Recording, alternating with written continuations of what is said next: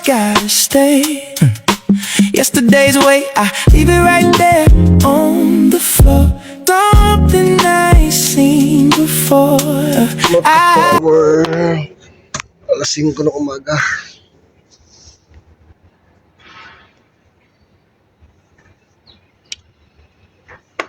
Umaga na. Umaga na. Wala ka pa, mahal. Nasaan ka? Ganitong oras po yung gising ko na po kasi para makapag inat-inat pa. Tapos by alas 8, yun po yung pasok ng alaga ko. Kape muna, kape. Kape po tayo. Kape po.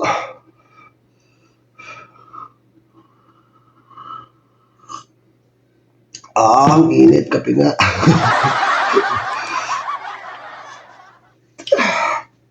Ayun po mga power, nandiyan yung alaga ko. Punta na kaming school. Hatid ko muna siya. Let's go. Nahatid ko na po sa loob ang alaga ko. Palabas na po ako sa school. Antay ko na sa labas. Kasi 2 oras lang yung pasok niya ngayon. Araw ng Lunes.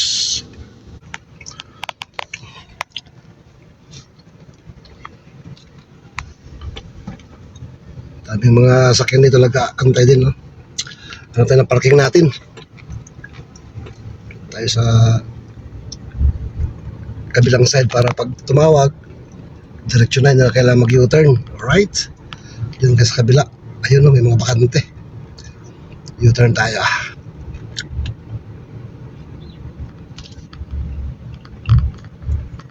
Pwede doon na sa kunahan.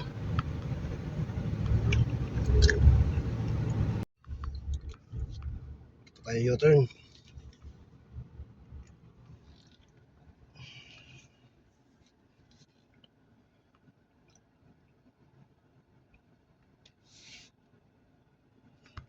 Dito tayo, tambay, sa may puno. Dito sa unahan tayo ng sasakyan na to. Yun, sa unahan. Right, tayo.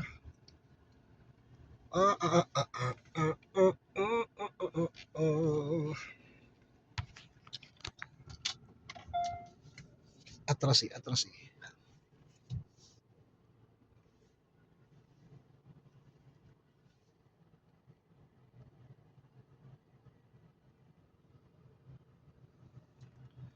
Okay na rito.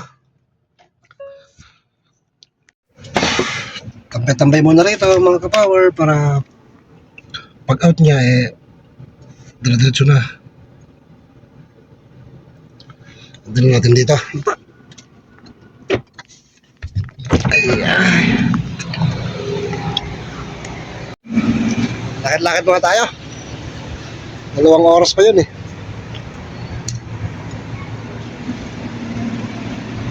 anong oras yun? Mga alas 11 yun. Kasi alas 9 ngayon.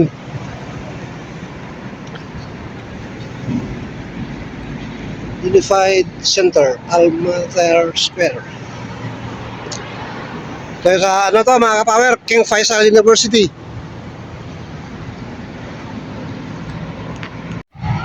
Ito yung ano to?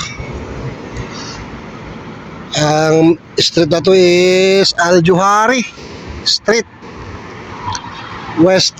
Ayun na, may ano pala doon? Placards ba yun?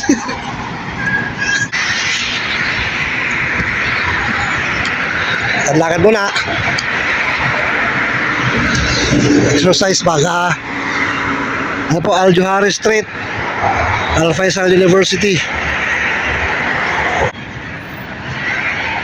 Balik na tayo sa sasakyan.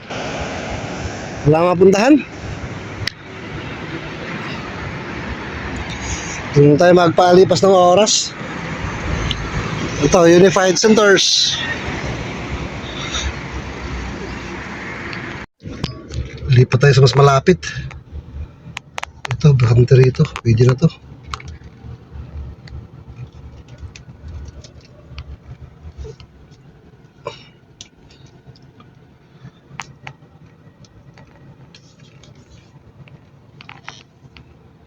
tayo.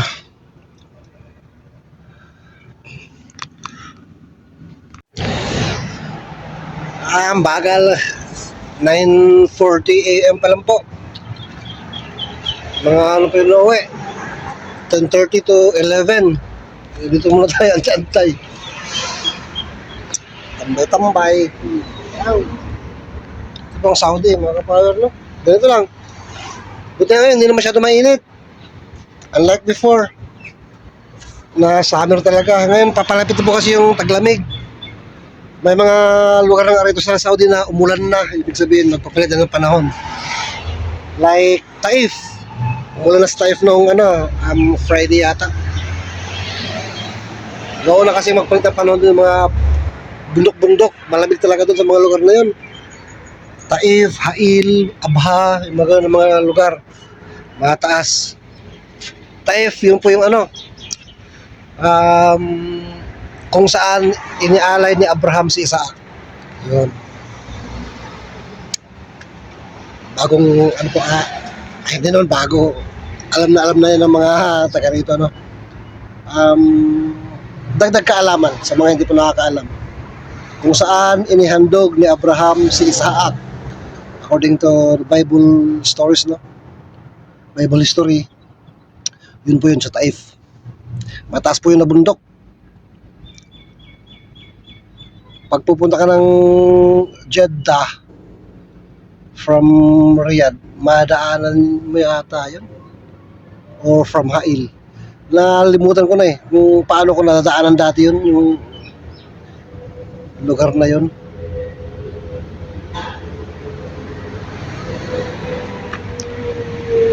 Sa mga nakakaalam po, please comment down below kung paano madadaanan ba yun, kung from Riyadh to Jeddah o Jeddah to Hail.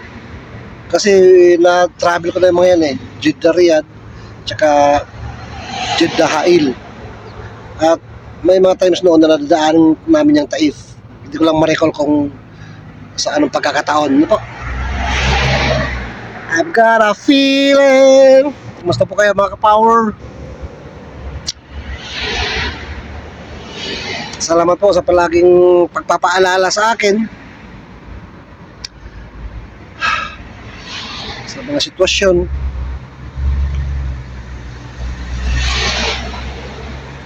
Sa anumang klase ng sitwasyon, lagi po kayo nandyan, no po? Hindi kayo bumibitaw, lagi kayo nakasuporta. Itong kahoy na to, ito, parang sampalok, pero hindi naman sampalok. Ano ba yung dahon? Dahon talaga ng sampalok Ano dahon? Di ba? Oh.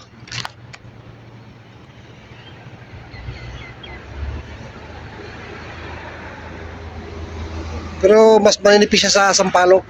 Mas maninipis yung dahon. Pero kamukhang-kamukha talaga para magkapatid. Kundi kapatid ng sampalok to, pinsan. Tsaka yung puno niya, ganito nagtutuklap-tuklap. Dami ibon sa taas. Antay na lang po mga ka-power, no? Yung alaga ko, paano kaya yun iniwan niya yung wallet niya rito tsaka yung tablet niya? Walang pang merienda yun dun. So ito lang bata, nakakalimutan niya yung mga niya. Salamat ko din, mabait po talaga sila mga ka-power, no? Mabait yung pamilya ng amo ko. Parang wala lang, parang mga barkada ko lang, mga kaibigan ko lang, mag-usap kami.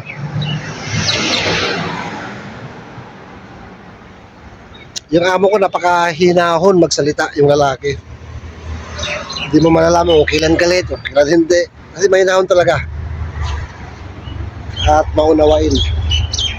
Ito po yung palibot ng Saudi. Ayun po yung school ng alaga ko, King Faisal. King Faisal University.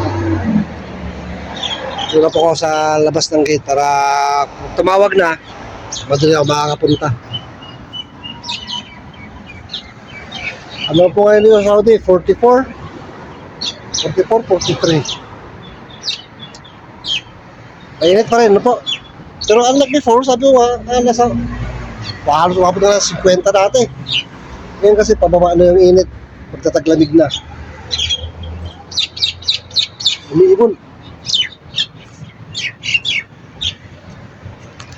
Ipa-update ulit mamaya. So po mga kapawer, dito na po ko sa loob ng school. Sundin ko na si alaga ko. Tumawag na. Uwi na kami. Ayan po yung school. Female Student Center. Pura babae kasi dito na school mga kapawer.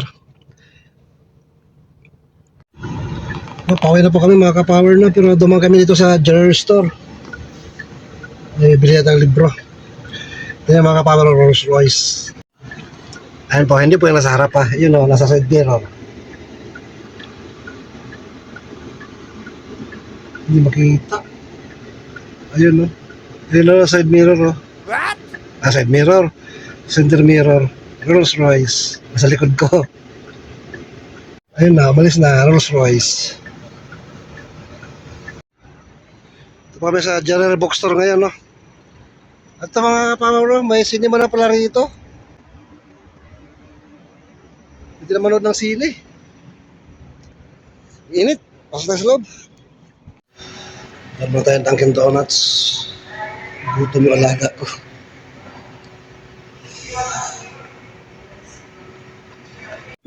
Yun lang. Bumalik kami dito sa school kasi may ipapasa yata yung binili namin sa general store. Yun, ibinili dito sa school. Bihirang bata. Launa na. Buti siya nakabili ng Dunkin Donuts.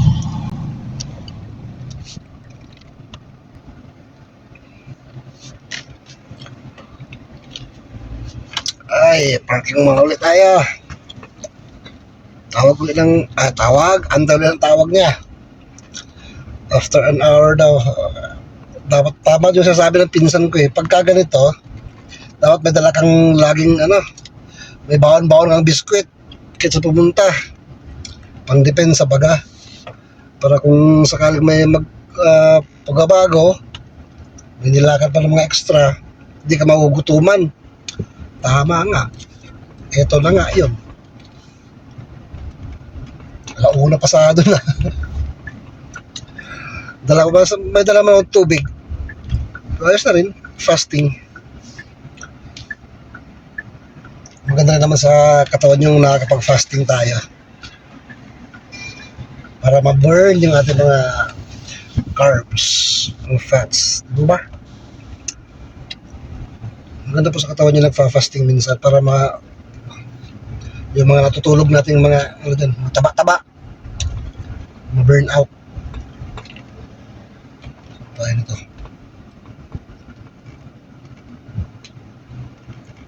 Oh, sakit. Hindi kasya dyan.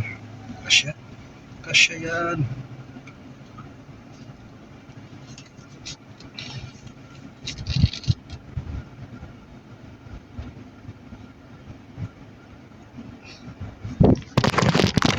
Ito na tayo. Sige, pwede mo kaya nung napasok yung mga tagal tayo lumabas kaya sinisip natin dito. Tagitan ng mga to. Kadikit na eh. Dikit na sa likod no? Natin ganun din. Wala na din natin makalabas pag siliksik natin. Makalabas mahirapan, matatagalan. Nandito natin sa labas konti para pag tumawag, bilis lang makapunta. Dito na sa bahay mga power. Grabe, 1:30 ng hapon. Uy, ayos lang. Hindi naman lagi ganun. Pero gutom. Initin mo muna yung mga makakain ko bago kumain. Adobong ate balon-balunan. Ulam. Salamat po sa pagsama sa akin mga kapower. Hanggang sa muli po. God bless us all.